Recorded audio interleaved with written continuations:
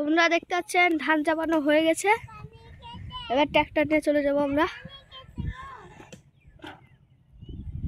তো এবার tractor start দেবে।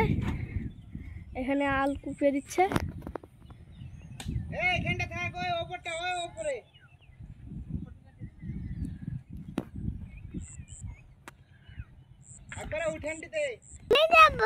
আপনারা দেখতে পাচ্ছেন গাড়ি এবার আসবে।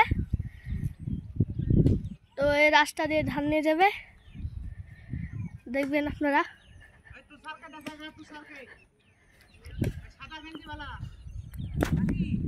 আপনারা দেখতে পাচ্ছেন ধান নিয়ে চলে আসছে।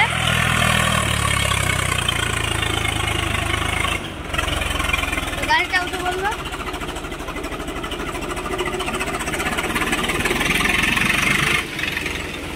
দেখতে পাচ্ছেন কাদার মধ্যে গাড়িটা নিয়ে চলে গেল। তো বন্ধুরা দেখতে পাচ্ছেন গাড়িটা খুব সহজে উঠে গেল। একটু ওখানে ফ্রি মারছিল, ফ্রি মারার পরে উঠে গেল।